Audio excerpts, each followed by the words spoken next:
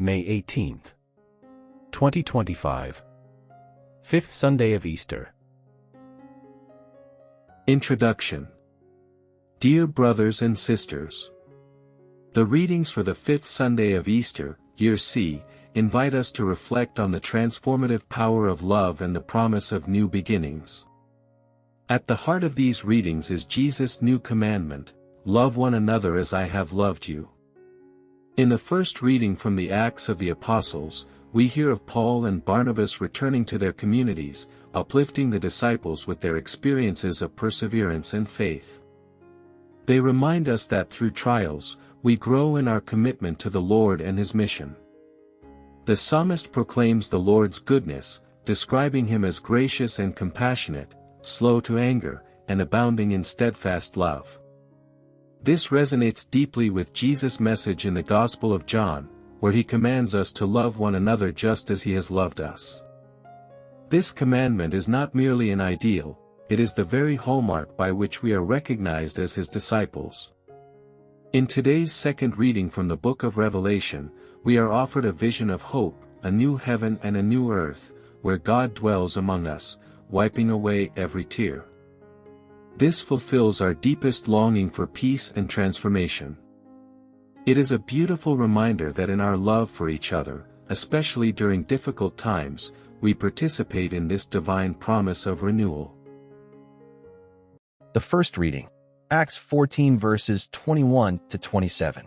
Today's first reading brings to a conclusion the so-called Paul's first missionary journey.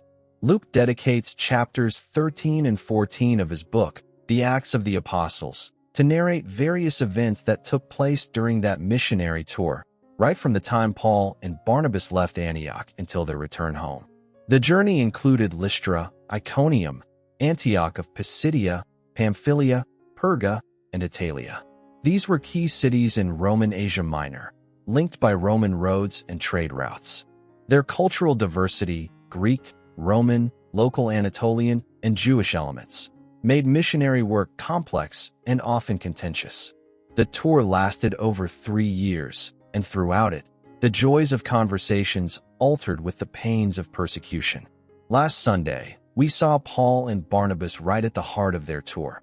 Today's reading presents them on their way back home, revisiting the various Christian communities they had established and appointing elders to guide them in their absence, encouraging them to persevere in faith despite suffering and persecution, since, as Paul made clear, suffering is part and parcel of genuine Christian life. On reaching Antioch, Paul gave the community an account of the wonders the Spirit had worked through them.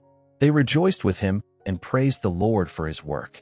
Paul and Barnabas not only preached, but also made disciples, a clear echo of the Great Commission, Matthew 28 verse 19. Evangelization is shown as integrally tied to forming a community of faith. The appointment of elders in each community points to an emerging ecclesial structure. Leadership was not left to chance, and spiritual discernment, prayer, and fasting preceded the delegation of authority. This also reflects the early church's blend of charismatic and institutional elements. Paul and Barnabas report back to the sending church, stressing God's initiative God had done with them. The metaphor opened a door of faith, 1 Cor 16-9, call 4-3, underscores divine agency in the inclusion of the Gentiles, fulfilling Acts' theme of salvation expanding from Jerusalem to the ends of the earth, Acts 1 verse 8. Whatever had been achieved had been more God's work than theirs. It was now clear that God invited all people to be saved, and not only Jews. God calls to salvation all men and women of all places and of all times. The second reading, Revelation 21 verses 1-5. Side by side with the picture of a church struggling on her way to heaven, as given in the Acts of Apostles, the second reading of today, taken from the book of Revelation, gives another, that of a church already in heaven. It is difficult for a man to conceive what life in heaven will be like. In today's second reading, John tries to help us understand the incredible joy that will be ours in heaven, both as individuals and as members of the Christian community, which is the church. John starts by announcing the disappearance of the earth and sea. It is a way of saying that in heaven, there is no room either for sin or for the devil. In the language of the book of Revelation, sin is often represented by the earth, the abode of sinful man. Similarly, the sea often represents the devil.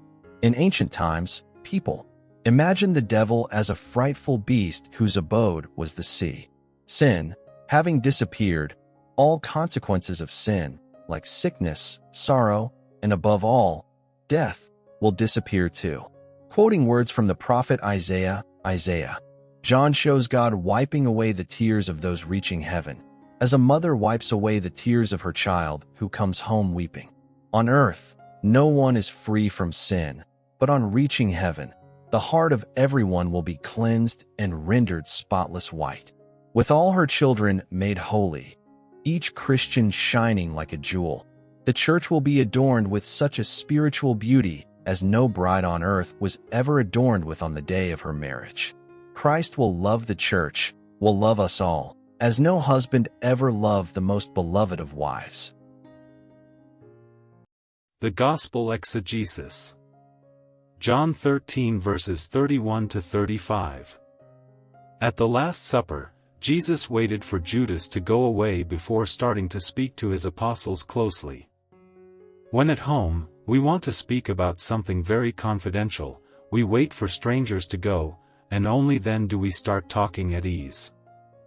Ironically, Jesus sees this moment, the beginning of his betrayal, as the start of glorification, not tragedy.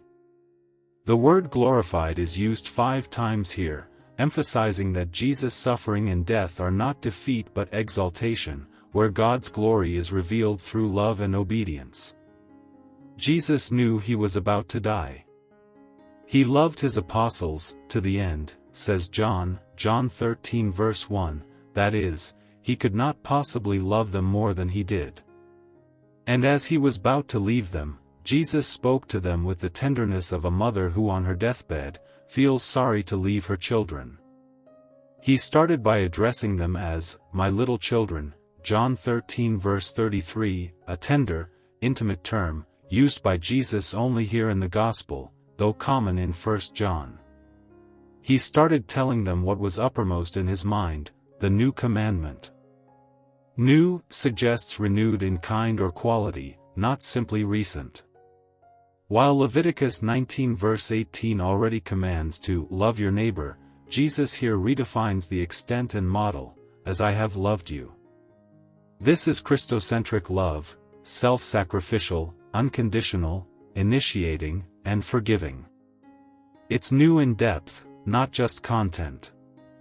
Jesus knew that in establishing God's love as the measure for us to love our neighbor, we would never fill the measure. But he wants us to keep on trying, always more, always higher. In other words, while in this world, he wants to go on learning to love one another the way we shall love in heaven one day, since, there, we shall truly love one another after God's own style. No such command had ever been heard about on earth.